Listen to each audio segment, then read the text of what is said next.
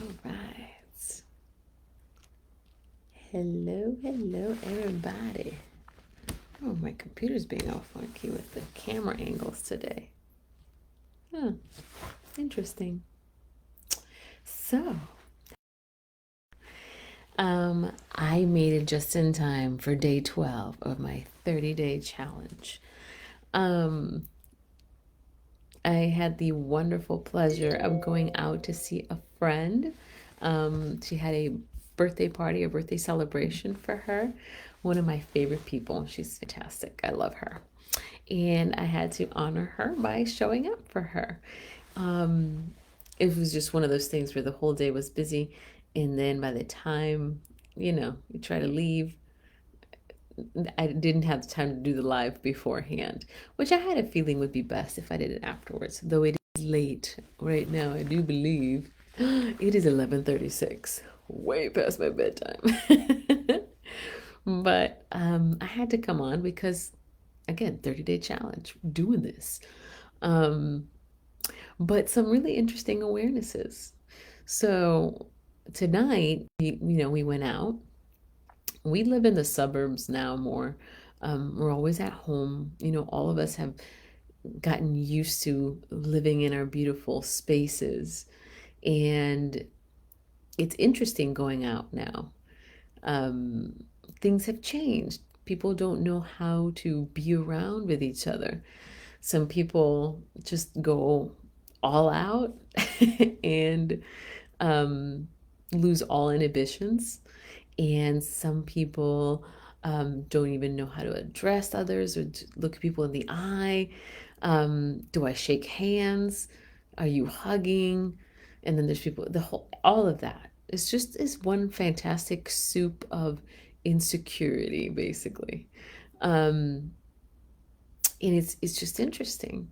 So if you can go through the day paying attention to what the energy feels like, coming back, even driving. So we're in Dallas, and it's a fun, fantastic, huge metroplex. But we went to this other part of town. It's called Deep Ellum, and Deep Ellum has a very kind of it can be wonderful if you have the mindset of being there, of a gritty kind of energy. It's definitely there's a club scene down there. There's some really cool restaurants. It's cool, hip, but gritty, if that makes sense. Um, and so it's always interesting to go to different places and pick up on the energy. And what's really interesting is that my perspective, right? I just said that the energy of gritty is there, um, is different than other people. Some people love it, and to them, it's heavenly, right? So it's my perspective on it. But what I have learned is that the when you're picking up on that energy, what I've learned to do is that I know that it affects me, right? Um, and then on top of that, we're having spirits, we're drinking. I really can't drink all that much. I never really, I don't drink at home. I've always been a lightweight, so alcohol for me has never been a big deal. I'll have like a drink and I'm buzzed and it's wonderful and then it goes away. I used to get nasty hangovers the same night. Somehow they're just not happening because I also hydrate more, and it doesn't call to me anymore because I never really needed alcohol to loosen up. I'm one of those people that just put music on, let's dance wherever with whoever. Um, but I do understand that it does ease conversation for others that might have anxiety in terms of how to get along in social relationships, in social situations, and having relationships with others.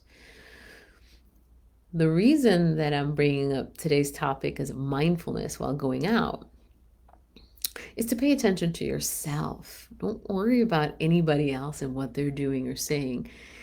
Pay attention to, why do you want to have that drink? Is it truly because you need to chill and relax? Um, is it one of those, and if it does, then that's what it does for you. It doesn't matter what I think, and my judgment has nothing to do with it. But what I am trying to bring to the table is pay attention. Is it something that's actually adding to you? Is it taking away from you?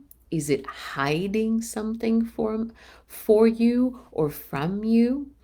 So it's interesting when we start paying attention to why we do certain things. Tonight was a celebration of life for my friend. It was her birthday. And I was so excited to be able to just catch up with friends, hug people that I haven't hugged in way too long. And that was a beautiful gift. If anything, COVID has shown us again is that we need each other. We need our relationships and we need life affirming ones for ourselves. So, not seeing my friends for so long and being able to see them again was a huge gift to me. And I know that I was a gift to them. So, that's the energy I went with when I went out.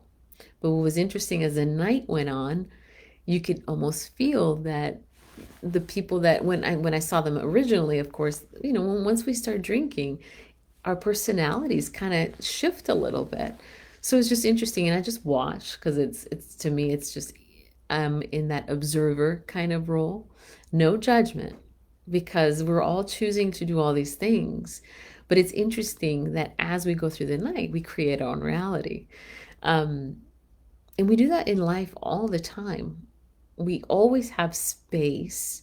There's always that little breather in between acting and reacting, or thinking and acting is what I mean. Um, when people drink, sometimes there's less space because there's less inhibitions and more reaction. So that's why I choose to just be aware of when I'm drinking, how I feel, because I really don't want to get into arguments. And if someone does get in an argument with me, I'm more aware of my own energy and my choosing to not get into an argument with someone and instead be space for them. Not saying them stepping all over my boundaries, because that's not what I would do. It would be more of a, okay, someone is at this other end of the energetic spectrum. I'm going to give them some space, make sure that they're safe, and then I'm going to let them continue having the experience that they have chosen to experience. Because having a wonderful, rowdy night out is fun. Absolutely. That is a choice. Um, but I know where I am and how I'm feeling about it all, and it doesn't call to me at this moment in time.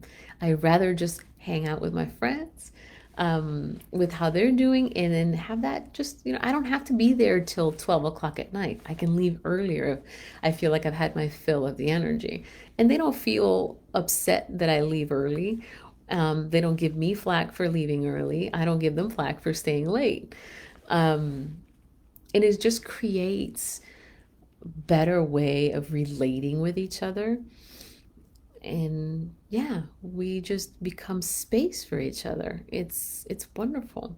So I hope this is of service. It's a little short because it's late for me, and I know I'm not giving you the best I can right now, but I hope it is of service anyway, so that next time you go out, you're aware of your energy, the people around you, when your guidance is telling you it's time to come home. And it's time to let go of whatever was at the place where you were at. Sometimes, bars can be a lot of fun, but again, they have that everybody's energy in there. And with spirits, so rum, whiskey, beer, each one, they're called spirits for a reason. They all have their own way of affecting people. But you can leave that there when you leave the space. So it's this whole idea of, that was fun. I'm going to leave that over there and I'm going to come home, drink some water, rest, and have a lovely day tomorrow. So just be aware of what are you creating? What are you choosing for you? That's the cool thing, not for anybody else. It's just so that you can have the experience you want to have. And it can be any of them, really. As soon as we realize that, we'll be at peace and we'll be able to hang out with each other without expecting anything from each other, which makes it so much more fun and enjoyable when you can be sitting next to someone that thinks completely differently from you, but you can still appreciate who they are for who they are, not whether they agree with you politically or with religion or anything like that. I like hanging out with you. That's beautiful. We all want that. So I think bars are a great place to practice that, especially as the night wears on. So, anyway, I wanted to send you all so much love and light. I will catch you on day 13 tomorrow, the 30-day challenge. Wish you all the best. Sending you all love, light, and blessings. Good night.